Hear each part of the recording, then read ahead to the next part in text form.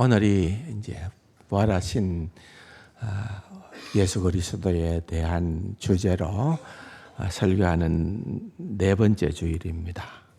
아마도 몇 번은 더 해야 될 것 같습니다. 요한복음 20장과 21장을 중심으로 해서 부활하신 예수 그리스도에 대한 귀한 말씀을 나누고 그리고 또 다시 시편 119편 남은 부분으로 돌아가서 그렇게 살펴보려고 생각을 합니다. 여러분, 성경이 계속해서 여러 군데서 보여주고 있습니다만은 주님께서 부활하시고 난 다음에 한 몇 번 정도 자신이 부활하신 모습을 나타내 보였을까요? 몇 번 정도? 예? 예, 5, 6번. 조금 더 쓰시죠. 예, 살펴보면은 한 10번 정도 나옵니다. 10번 정도 예수님께서 나오시는 모습을 드러내시고 또 말씀하신 그런 부분들이 나오는데, 오늘 우리가 읽은 이 본문에 보면은 막달라 마리아에게 나타나 보여주신 이 장면이 몇 번째일까요? 첫 번째죠. 첫 번째. 예, 첫 번째입니다. 예, 첫 번째라는 데에 아주 강조가 있고 의미가 있다라는 것을 또 지난 주일에도 제가 좀 말씀을 드렸습니다만은 이제 막달라 마리아를 에게 나타나신 주님께서 계속해서 다른 여자들 또 베드로와 요한 또 도마를 배제했던 10명의 제자들, 도마가 또 함께 했던 10제자들, 그리고 또 이 예수님께서 물가에서 또 7명 정도의 제자들에게 나타나 보이시기도 하고 또 500여 무리들, 예수 믿는 무리들에게도 나타나 보였었고 또 모든 사도들에게도 보여주셨고 또 나중에 사도 바울에게까지 보여주시는 그런 성경의 기록을 우리는 계속해서 한번 살펴볼 수가 있는 것입니다. 그런데 예수님께서 부활하신 모습으로 드러냈었을 때에 한 가지 주목해야 되는 그런 어떤 중요한 요소가 있어요.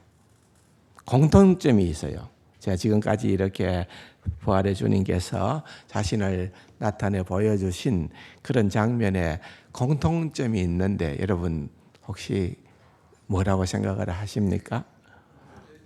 예, 이 공통점은 다 믿는 자들에게 나타났었어요. 우리가 생각할 때는 정말 이 세상에 사람들이 완악하잖아요.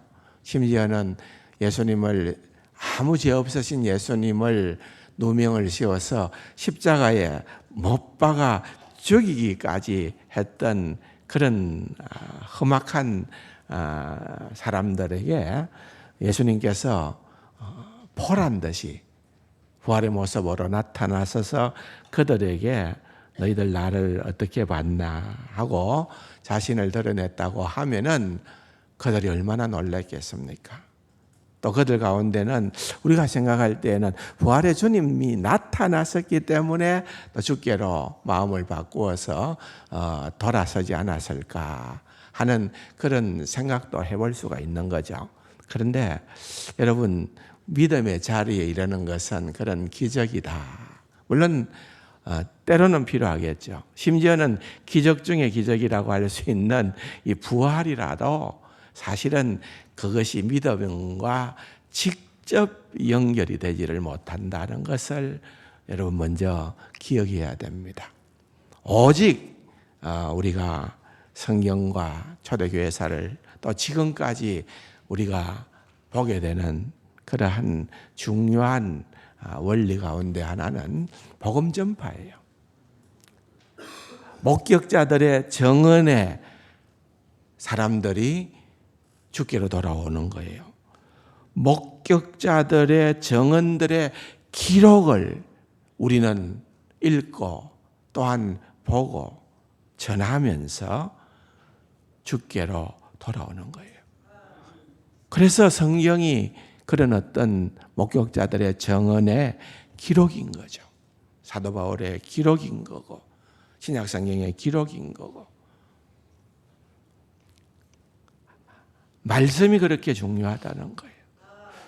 여러분 너무나도 명확한 사실은 예수님께서 십자가를 지시기 얼마 전에 바로 죽은 나사로를 살리셨어요. 모두가 알았던 그러한 사실이지만은 그 엄청난 일이 일어났다 하더라도 여러분 유대인들이 주께로 돌아왔나요?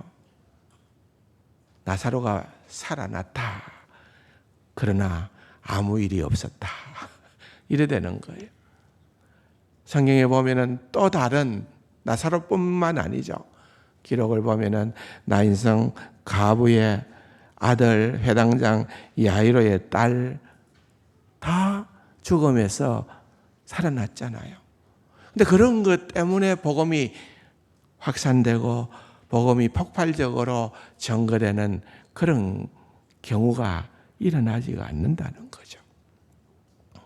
심지어는 우리가 이 요한복음 제일 마지막 21장 25절의 말씀을 보면은 예수께서 행하신 일이 이외에도 많으니 만일 낱낱이 기록된다면 이 세상이라도 이 기록된 책을 두기에 부족할 줄 아노라. 요한복음을 기록한 이 사도 요한이 예수님에 대한 이야기를 쭉 적고 마무리하는 시점에서 그 끝말은 다 적으려고 하면 이 세상도 감당을 못한다는 거예요. 그러다고 한다면은 여러분 우리는 기록을 통해서 다시 산 자가 2사람 정도로 보여졌던 거지 기록 외에 엄청난 일들도 얼마든지 우리는 기대하고 상상해 볼 수가 있다는 것 아니겠습니까? 근데 그런 것들이 그렇게 중요한 것이 아니라는 것입니다. 그것으로 인하여 확신이 되어지고 또한 구원의 자리에 이른다는 것 아니더라는 거예요. 너무나도 명확한 부활의 증거인 빈 무덤을 봐서도 막달라 마리아를 위시한 다른 여인들을 또는 베드로와 요한조차도 그들은 예수님의 부활을 전혀 기대하지 않았습니다. 상상하지 않았습니다. 예수님께서 내가 죽은 지 사흘 만에 부활하리라고 분명히 말씀하셨음에도 불구하고 그들은 그것을 가만히 잊고 있는 거예요.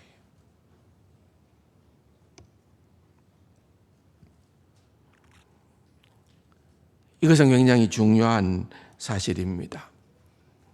그래서 고린도전서 15장에도 보면은 똑같은 얘기를 사도 바울이 하는 거죠. 예수님께서 이자 뭐 500명 심지어는 내한테까지도 주님께서 나타나 보여 주셨다라고 하는 그러한 부활의 증인들의 얘기를 하고는 있습니다. 많은 여러분 결국은 복음 전파, 이 복음을 전하는 그 복음 전파의 귀한 사역과 그것을 전하는 이들을 통하여 복음 전파자들을 통하여서 놀라운 복음이 확산되어져 가는 것들을 우리는 보게 된다는 것을 먼저 알 필요가 있습니다. 그러면은 이제 드디어 본문으로 지난주부터 읽었던 이 본문의 말씀으로 돌아가서 첫 번째 목격자인 여러분 막달라 마리아에 대한 이야기를 좀 나누어 보겠습니다. 막달라 마리아는 무덤 밖에서 울면서 서 있습니다. 울다가 몸을 굽혀서 무덤 안을 들여다봅니다. 여러분, 막달라 마리아는 사실 그 무덤에 왜 갔나요? 부활의 주님을 만나기 위해서 갔나요? 그렇죠. 전혀 그런 생각은 1도 없었죠. 그냥 그의 사랑의 표현이죠. 이 세상에서는 그를 다 무시하고 7 귀신 들린 그녀를 사람 취급을 안 했지만 유일하게 이 세상에서 나는 사랑받아봤다. 누구? 예수님의 진정한 사랑을 받아봤고, 그러니까 막달라 마리아도 예수님을 사랑하게 된 거죠. 진심으로 사랑하게 된 거죠.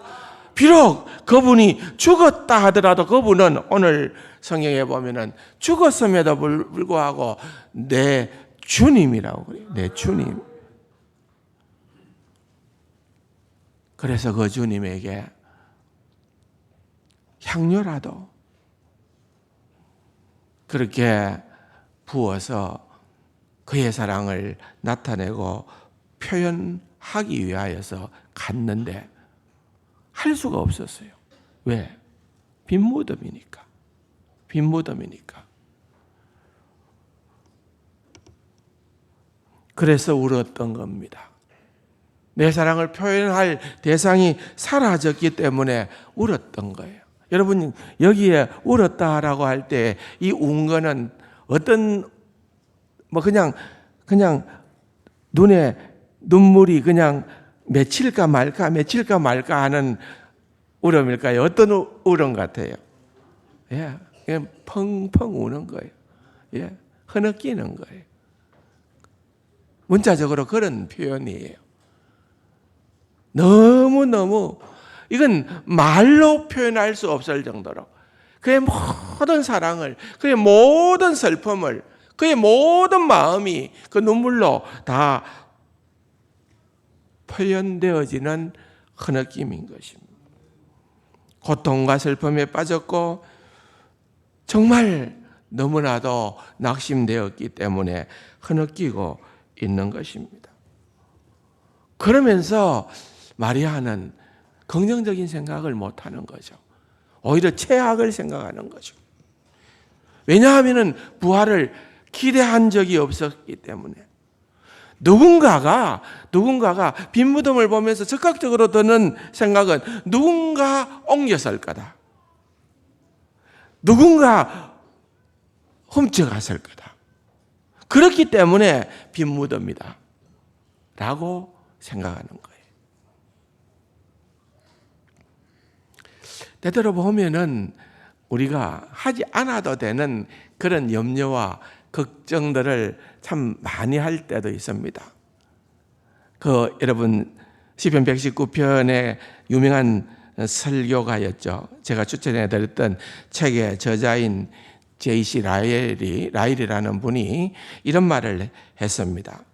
우리가 인생에서 두려워하는 일들의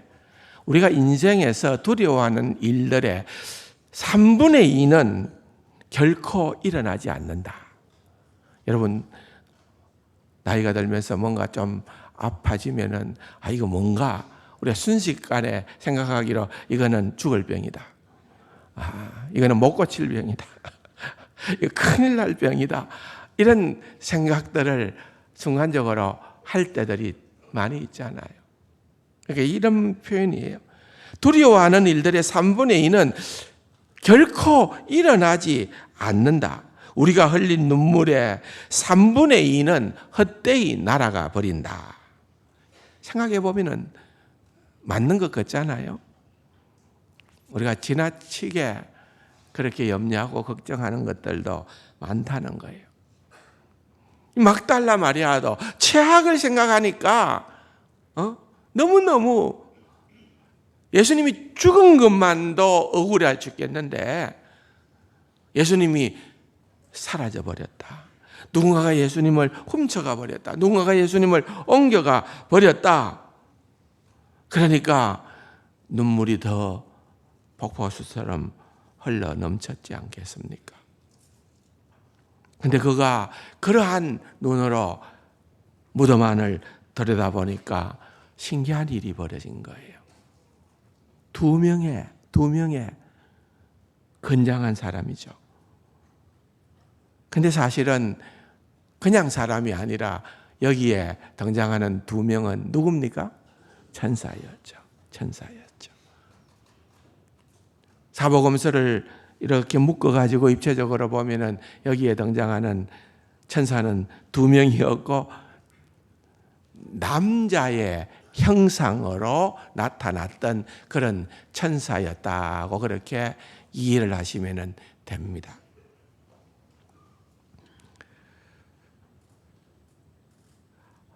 그러니까 생각도 못하고 있었던 거 아니겠습니까? 천사를 언제 보기라도 했나요? 근데 그 천사가 남자의 형상으로 나타나 보이니까 천사인 줄 알 수가 없는 거죠.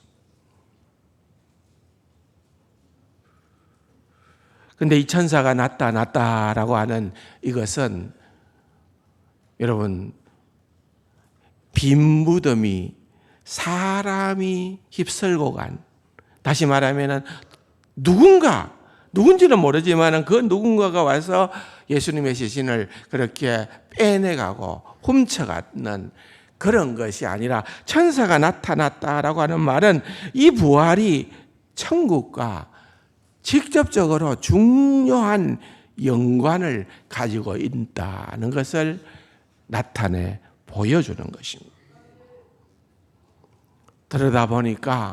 자세히 들여다보니까 천사가 머리맡에, 발끝에 양쪽으로 천사가 그렇게 있습니다. 여러분, 출애굽기 25장에 보면은 하나님께서 성막에 또 그 안에다가 지성소를 만들도록 지시하는 부분이 나오는데요. 또 지성소 안에 보면은 속죄소를 순금으로 만들어라 그래요. 그 속죄소라는 말은 하나님의 자비가 임하는, 하나님의 자비로 말미암아 하나님께서 만나 주시는 곳, 멀시 자비의 씰, 자비의 장소라는 거예요. 속죄소를 그렇게 만들어라고 명하고 계신데, 길이는 예를 들어서 2규빗 반이고 너비는 1규빗 반인데 출애굽기 25장 18절에 보면은 금으로 그룹 영어로 보면은 체루빔이라고 해요. 천사를 얘기하는 거예요. 천사를 두 그룹을 속죄소 두 끝에 쳐서 만들되 한 체루빔은, 한 그룹은 이 끝에, 한 체루빔은 발끝에, 그러니까 양쪽 끝에다가 하죠. 양쪽 끝에다가 그룹상을 쳐서 만드는 거예요. 그런데 25장 22절에 보면은 거기서 내가 너와 만나고 그랬습니다. 하나님의 만남의 장소입니다. 거기서 내가 너와 만날 것이다. 두 그룹 사이에서 내가 너에게 말하겠다. 내가 너와 만나겠다. 그러니까 성막의 지성소 안에 있는 속죄소에든 성전을 짓고 성전의 지성소 안에 있는 속죄소이든 간에 거기에서 하나님은 두 그룹 사이에서 내가 너희에게 말하겠고 내가 너희에게 만나겠다. 여러분, 바로 그것을 보여주는 것이 빈 무덤이에요. 그 빈 무덤에 두 그룹이 있는 거예요. 두 천사가 있는 거예요. 당연코 우리 주님께서 내가 말하고 내가 만난다는 것을 그러한 천사들의 함께함을 통하여서 나타내 보여주는 거예요. 너무나도 귀한 모습이 아닐 수가 없습니다. 그런데 거기에서 13절에 보니까 천사가 여자야, 여자여, 여자라는 이 표현은요, 높임말입니다. 상대를 높여주는 그러한 표현인데요. 여자여 어찌하여 우느냐 이르되 사람들이, 여기에 나오죠. 사람들이 내 주님을, my Lord, 내 주님을 어디 두었는지 내가 알지 못하니이다. 그러니까 여러분, 천사가 나타났고 하나님의 나타나심, 임재를 상징하는 천사들이 그렇게 나타나서 있는데, 천사가 말하는데 부활은 생각지도 못하는 거예요. 생각지도 못하는 거예요. 그냥 내 주님을 옮겨다가 사람들이, 누군지는 모르겠지만은 사람들이 옮겨다가 어디 두었는지 내가 알지 못하나이다.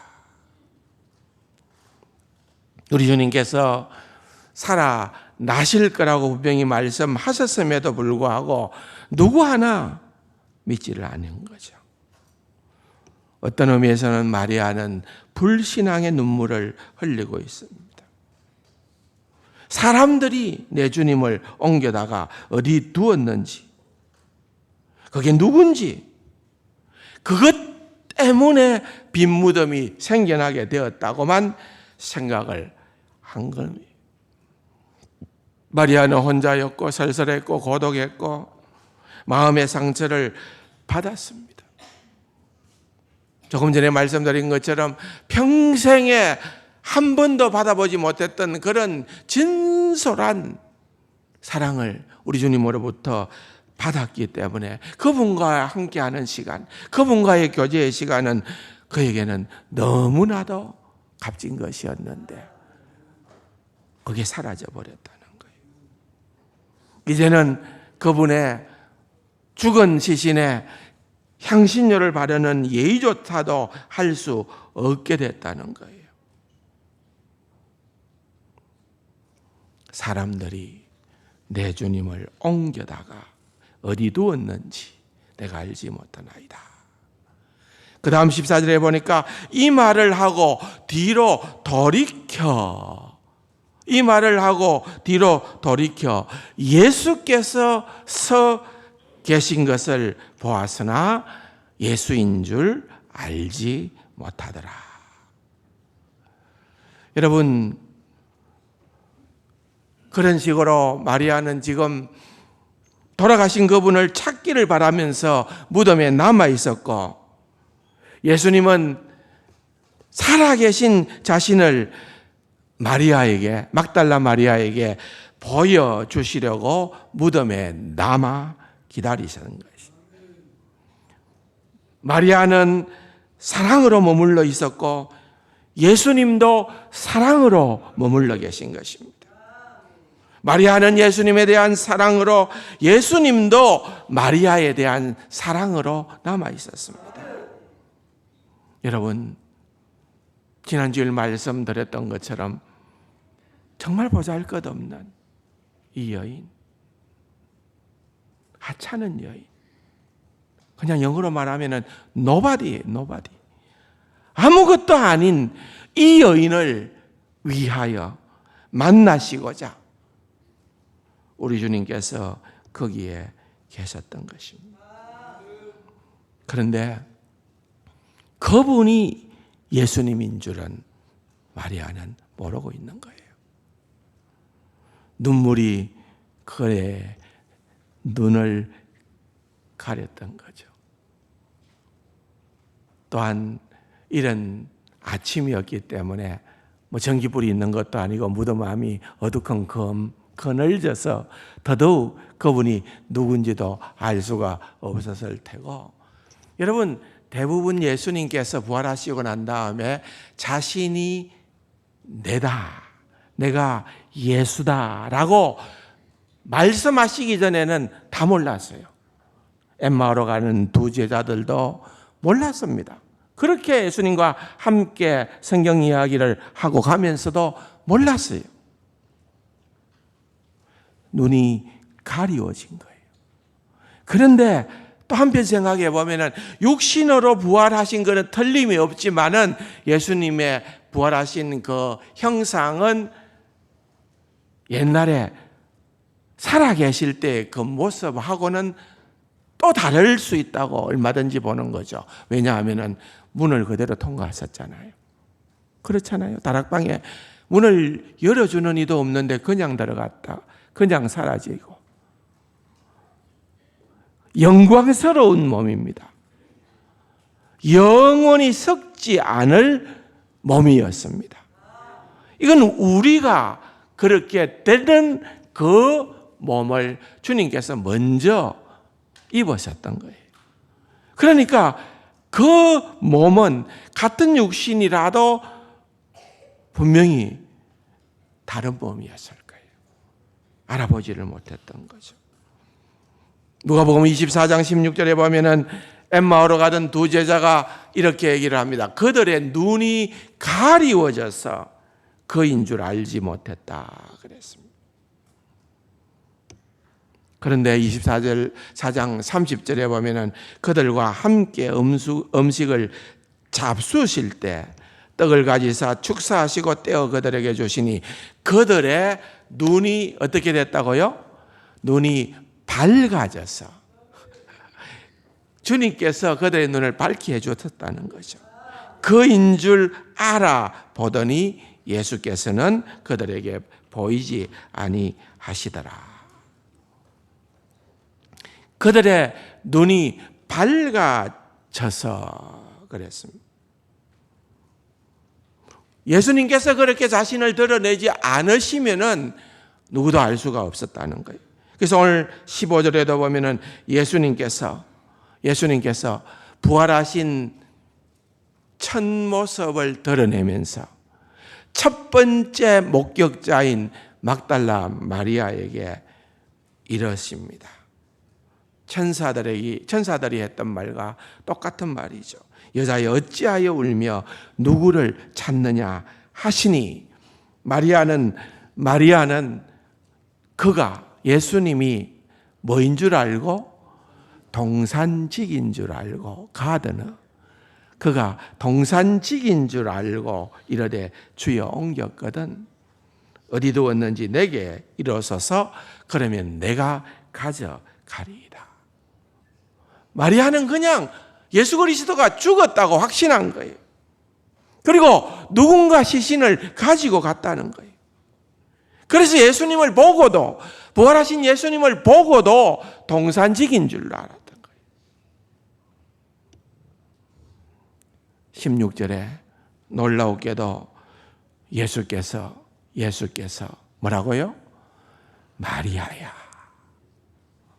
여러분 이 한마디가 너무 소중한 말이죠. 부부간에 전화를 할 때에 여보, 다른 사람이 여보 하면은 안 되잖아요. 다른 사람이 여보 하면은 이거 엉터리라는 거 알아요, 몰라요? 알잖아요. 그런데 남편은 아내는 남편의 그 음성을 알아요, 몰라요? 여러분의 자녀의 음성을 알아요, 몰라요? 여러분 손자, 손녀의 음성을 알아요, 몰라요? 더 잘 알아요. 더 잘 알아요. 그러니까 여기에 예수님께서 드디어 마리아야 부르시는 그 한마디로 끝이에요. 막달라 마리아는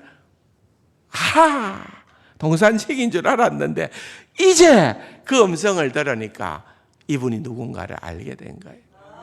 여러분 요한복음 10장에 보면은 거기에 보면은 이런 말씀이 나오잖아요.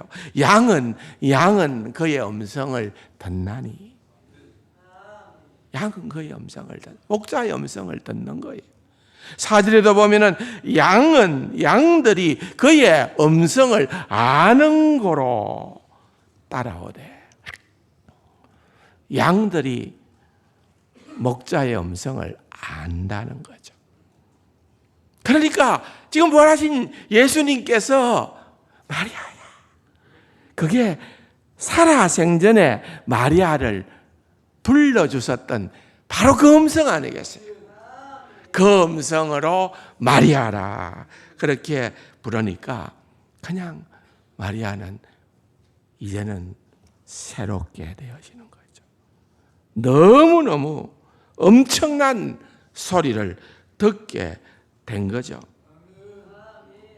즉각적으로 그분이 선생님인 줄 알았어요. 여기 선생님이라는 말은 라보니라고 하는 이 말은 랍비라는 말도 선생이라는 말이고 라보니, 라보나이 뭐 이런 선생님이라는 히브리어 말인데 이것은 굉장히 더 존귀하면서 친밀한 그래서 주와 같은 주님이라는 말과 같은 표현이에요. 주와 같은 그런 표현으로 라보니 주여라고 그렇게 반응을 보였던 거예요. 그러면서 즉각적으로 마리아는 주님의 발 앞에 엎드립니다. 왜냐하면은 그 당시 모든 여인들이 취했던 행동이었습니다. 마태복음 28장에 보면은 여자들이 예수님을 만났을 때 다가와서 예수님의 발을 잡고 경배했습니다. 그들은 팔로 예수님을 감싸 안고 또한 예수님의 발을 또한 붙들고 그분 앞에 엎드려서 경배했던 겁니다. 막달라 마리아도 그렇게 한 거죠. 왜 그럴까요? 인생이 그렇게 험악한 충격, 그렇게 큰 슬픔의 충격으로부터 이제는 정말 놀라운 폭발적인 기쁨의 순간이 그에게 주어졌기 때문인 것입니다. 이제는 나는 다시는 예수님을 잃고 싶지 않다. 그래서 자동적으로 즉각적으로 반사적으로 나온 행동이 발을 붙드는 거예요. 마치 아가서에 보면은 술람이 여인이 마음에 사랑하는 자를 만나서 그를 붙잡고 놓치지 아니하였노라. 그것과 같은 말이에요. 마리아는 붙잡았고 다시는 놓고 싶지 않았습니다. 이것은 순수한 사랑입니다. 그런데 주님이 17절에 나를 붙들지 말라. 나 붙들지 마. 마리아는 필사적으로 붙들려고 했겠죠. 그러나 우리 주님은 나를 붙들지 마라. 왜 그랬을까요? 강력한 말씀입니다. 내가 아직 아버지께로 올라가지 아니하였노라. 내가 아버지께로 아직 올라가지 않았다 이 말이에요. 내가 아직 천국 가지 않았다 이 말이에요. 이 말은 여러분 예수님의 사복음서의 기록의 내용들을 보면은 예수님은 계속 십자가를 지시기 전부터 계속 제자들에게 모임이 있을 때마다 주신 말씀이 나는 돌아간다. 나는 아버지께로 돌아간다. 나는 아버지께로 돌아간다. 그 얘기를 끊임없이 하신 겁니다. 요한복음 13장, 요한복음 14장, 대제사장적 기도가 나오는 요한복음 17장 다 이 얘기가 줄을 이루고 있는 것입니다. 아버지께로 가는 것을 고대했고 아버지께로 가는 것이 예수님에게는 가장 큰 기쁨이고 그 기쁨으로 인하여 십자가를 견딜 수가 있었기 때문입니다. 십자가를 통하지 않고 아버지께로 갈 수 있는 길은 없었기 때문이죠. 그래서 이 말은 비유적인 말이에요. 네가 나를 아무리 붙들고 싶어도 나는 여기 머물 수 없어. 나는 가야 돼. 나는 머물 수가 없다는 그 말인 것입니다. 너는 나를 여기에 붙잡아 둘 수가 없다. 나는 아버지께로 올라갈 작정이다.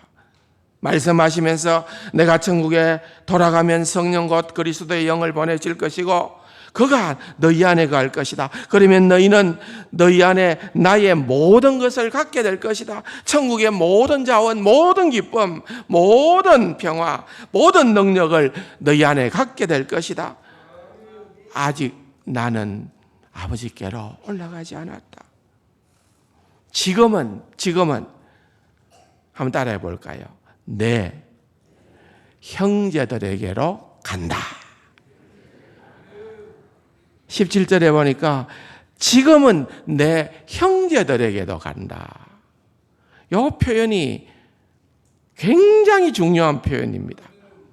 이 의미를 설명하려면 시간이 없기 때문에 다음 주일날 요거는 별도로 이어서 다음 말씀과 이어서 제가 설명을 드릴게요. 이 형제는 사도들이에요. 제자들이에요. 내 형제. 예수님께서 내 종이라고 하지 않았어요. 내 제자라고 하지 않았어요. 내 형제라고 그래요. 이 굉장한 의미가 들어있는 말씀이에요. 그 부분은 또 한 5, 6분 설교를 해야 되기 때문에 다음 주일 날 말씀을 드릴게요.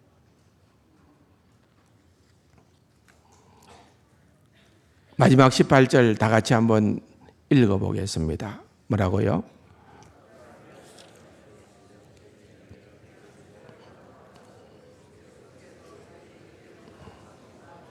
예. 이제는 부활의 주님을 만난 막달라 마리아는 너무 좋았죠. 확신에 찼죠. 너무 기뻤죠. 제자들에게로 달려갑니다. 달려가서 그들을 만납니다. 달려가서 주님께서 하라고 하신 말씀을 전했습니다. 그 얘기를 듣는 제자들이 좋았겠어요? 싫었겠어요? 누가복음 24장에 보면은 반응이 나와요. 여러분 대단히 죄송합니다만은 찬물을 한번 끼얹고 마치겠습니다. 누가복음 24장 9절에 보면은 무덤에서 돌아가 이 모든 것을 11사도와 다른 모든 이에게 알렸다. 그리고 모든 여자들이 왔습니다. 그들도 사도들에게 말했습니다. 부활하신 예수님을 우리가 만났고 부활하신 예수님이 지금 여기로 와서 이 얘기를 여러분들에게 하라 했기 때문에 우리가 달려왔다. 그렇게 얘기를 전하니까 누가복음 24장 11절에 보면은 그들의 반응이 나옵니다. 사도들은 그들의 말이 뭐라고요? 그들의 말이 허탄한 듯이 들려 어떻게 했다? 믿지 아니했다. 야, 무슨 말입니까? 야, 뻥치지 마. 부활의 주님을 만나고 와서 얘기를 했는데 여기 허탄한 듯이 하는 이 말은 영어 성경에는 보면은 넌센스라고 해야 돼. 넌센스. 말도 안 되는 소리 하지 마. 그 말이에요. 여러분, 그들을 너무나도 잘 아는 사람들이 와서 우리가 주님을 봐서 이렇게 하는데도 믿으려 하지 않습니다. 철두철미한 불신입니다. 그런데 그날 밤에 그들의 불신이 달라집니다. 그날 밤에 그들에게 부활하신 예수 그리스도가 오심으로 인하여 그들의 불신이 사라지는 거예요. 그 놀라운 그 엄청난 내용은 다음 주로 말씀을 나누겠습니다. 사랑하는 성도 여러분, 우리도 마찬가지입니다.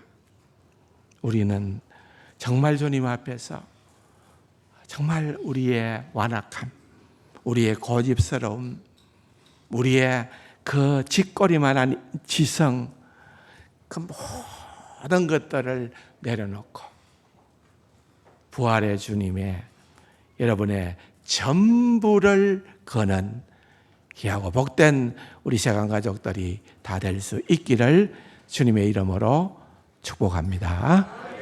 좋으신 아버지 하나님 감사합니다. 주님의 말씀이 우리에게는 너무나도 부유하고 힘이 됩니다. 이 주님의 말씀을 정말 새기고 또한 묵상함으로 말미암아